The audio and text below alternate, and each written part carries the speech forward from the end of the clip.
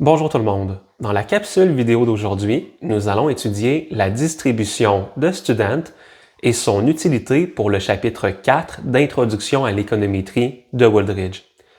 Donc d'abord, qu'est-ce que la distribution de Student? Eh bien, la distribution de Student, c'est une suite logique aux notions que nous avons déjà vues en économétrie. Autrement dit, c'est une notion qui va nous permettre d'éventuellement faire des tests d'hypothèse sur la valeur des coefficients estimés par nos régressions linéaires. Pour vous mettre en contexte, je vous propose donc une régression linéaire simple. Dans la population, il existe une relation entre le salaire d'un individu et l'expérience d'un individu. Une personne avec plus d'expérience, naturellement, devrait avoir un salaire plus important, un salaire plus élevé. Lorsque vous allez essayer d'estimer cette relation avec un échantillon, vous allez trouver une estimation de la valeur de la population. Naturellement, on comprend qu'un échantillon différent mènerait à une valeur différente. Donc ici, si on illustre la situation, nous pourrions avoir un premier échantillon, disons, de 100 observations, donc n étant la taille de l'échantillon, n est égal à 100, et nous pourrions trouver un échantillon pour lequel la valeur de bêta 1 est égale à 2. Donc une valeur estimée de bêta 1, donc bêta chapeau, pourrait être égale à 2 dans un échantillon. Mais un échantillon différent pourrait nous donner une estimation de bêta 1 qui serait simplement égale à 1. Ou encore, un échantillon avec un bêta 1 égal à 1,5. Chaque échantillon va produire une valeur différente de bêta 1. C'est une notion que nous avions appelée la variance de l'estimateur. Donc, la variance ici de bêta 1, la variance de bêta 1 représentait tout simplement à quel point est-ce que des échantillons différents pourraient nous donner des valeurs différentes pour bêta 1 pour nos estimateurs. Nous pouvons aller plus loin aujourd'hui avec la variance de bêta 1 et essayer de s'intéresser à quoi ressemblerait cette distribution-là des bêta 1. Si je faisais des échantillons de 100 individus et que j'en avais, disons, une infinité et que j'essayais de tracer à quoi ressemble la distribution, eh bien, vous obtiendriez la fameuse distribution de Student. Donc, la distribution de Student, c'est un graphique, un graphique qui nous représente ici les différentes valeurs de bêta 1 que nous estimons et les fréquences auxquelles nous estimons ces différents estimateurs. Et ce que l'on va trouver, c'est que les différents estimateurs vont suivre une espèce de courbe en forme de cloche. C'est ce qu'on appelle la distribution de Student. Vous êtes aussi peut-être familier avec cette cloche-là sous le nom de la loi normale. La loi normale et la distribution de Student vont essentiellement être identiques lorsque les échantillons vont être plus grands. Nous y reviendrons dans un instant. Vous avez donc cette distribution de Student, appelons-la T. Donc, T ici représente Student, la distribution de Student. Elle me dit quoi, cette distribution? Elle me dit que la majorité des observations, donc la majorité des observations, vont tourner autour d'une valeur centrale. Vous avez donc ici un premier paramètre à la distribution de Student. Donc, ma distribution de Student va être définie en fonction de la valeur centrale, la valeur qui revient le plus souvent. Donc, ici, ça va être l'espérance des bêta 1 que nous aurions estimé dans des échantillons. Donc, la moyenne des différents bêta 1, dans ce cas-ci, la moyenne serait placée à 1,5.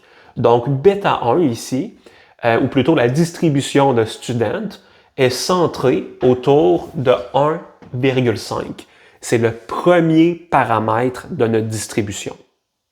Ensuite, il y a un deuxième paramètre à prendre en compte et c'est l'écart type de bêta 1. Donc, avec les différentes caractéristiques de notre échantillon, on est capable de déterminer une variance pour bêta 1. Donc, si c'est une régression linéaire ou une régression linéaire simple ou une régression linéaire multiple, la façon dont on va calculer la variance va changer un tout petit peu. Mais bref, vous arrivez toujours à un chiffre ici. Ce que vous pouvez faire, c'est d'utiliser plutôt l'écart type de bêta 1. Donc ici, vous allez souvent voir le terme SD pour Standard Deviation. Donc l'écart type qui va simplement être égal à la racine carrée de la variance de bêta 1. Génial. Donc l'écart type ici va nous permettre de déterminer à quel point est-ce que ma courbe, ma distribution de student va être proche de la tendance centrale ou à quel point la distribution va s'éloigner de la tendance centrale. Ici, pour les fins de la démonstration, faisons semblant que c'est un écart type de 0,5. Donc, ma distribution de student ici est centrée autour de 1,5 avec un écart type de 0,5. Si elle était plutôt centrée autour de 1,5, mais disons avec un écart type de 2, eh bien, la distribution de student serait simplement plus large. Elle serait plus large, mais elle serait toujours centrée autour là, de ma moyenne, de ma tendance centrale. Excellent. Donc ici, vous avez un écart type, notons-le, écart type qui est égal à 2. Donc un écart type plus grand implique une distribution de student plus aphasée, plus écartée, tandis qu'un écart type qui est plus faible implique une distribution de student qui va davantage ressembler à une cloche qui s'élève en hauteur. Donc ici, ça c'est notre distribution de student. On peut aller plus loin encore. Il y a un dernier paramètre, un troisième paramètre important à notre distribution de student, et c'est ce qu'on appelle le degré de liberté. Donc jusqu'à présent, ma distribution de student est caractérisée avec sa tendance centrale, son écart type. Eh bien, nous devons ajouter un degré de liberté de n moins k moins 1. Autrement dit ici, quand je regarde mon échantillon, j'ai une variable explicative, donc k est égal à 1. Vous avez un échantillon de 100 observations, donc n est égal à 100. Vous avez donc un degré de liberté de n, 100, moins 1, moins 1, donc un degré de liberté de 98. Qu'est-ce que le degré de liberté implique? Eh bien, le degré de liberté implique que lorsque vous avez des petits échantillons, la distribution de student va s'affaisser, un peu comme lorsque vous avez un grand écart type. Ça vient simplement indiquer que lorsque vos échantillons sont faibles, donc lorsque vos échantillons sont petits, vous avez plus de chances de trouver des échantillons avec des valeurs extrêmes. C'est donc ici le degré de liberté. Lorsque le degré de liberté augmente, c'est-à-dire que la taille de votre échantillon augmente, la distribution de student va converger vers la loi normale. C'est le cas que vous allez observer le plus souvent. Et donc, vous vous posez peut-être la question, pourquoi ne pas toujours utiliser la loi normale si la distribution de student converge vers la loi normale? Eh bien, parfois, vous allez avoir des petits échantillons. Et dans le cas d'un petit échantillon, habituellement, on va dire moins que 30 observations. Donc, dans le cas de moins que 30 observations, ou dans le cas où vous auriez un très grand modèle avec plusieurs variables explicatives, eh bien là, la distribution de student va être davantage appropriée. Pourquoi est-ce que la distribution de student est importante pour les tests d'hypothèse? Eh bien, parce que théoriquement, la distribution de student a une interprétation géométrique. Ça implique quoi ça? Eh bien, pensez à un cercle. Lorsque vous avez un cercle, il y a toujours une relation constante entre le rayon et le diamètre qui est définie en termes de pi. Donc, pi, il va toujours avoir la même relation entre le rayon et le diamètre. C'est la même chose pour la loi normale, ou en tout cas la distribution de students avec un grand échantillon.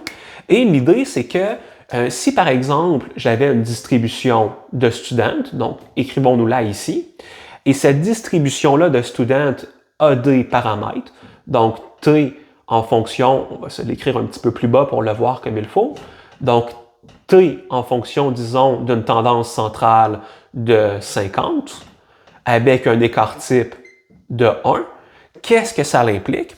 Eh bien, ça l'impliquerait tout simplement que je serais capable de regarder la distribution théorique des échantillons. Autrement dit, je m'attendrais à ce que 68%, par exemple, des échantillons se situent entre ma tendance centrale, donc ma tendance centrale à 50, et plus ou moins un écart type. Donc ici, mon écart type, c'est 1. Donc, entre 49 et 51, je m'attends à ce que 68% de mes échantillons arrivent avec un bêta 1 dans cet intervalle. C'est donc ici une relation qui est constante. Peu importe la tendance centrale de bêta 1, donc peu importe la tendance centrale de ta loi de student, tu vas toujours observer le même ratio de données en fonction des écarts types. C'est donc une interprétation géométrique, une interprétation qui nous permettra de faire des tests d'hypothèse. Dans la prochaine capsule, d'ailleurs, je vous montre d'où provient le 68%, donc comment estimer la valeur d'un intervalle ici pour un bêta 1 en fonction des paramètres de notre distribution de students.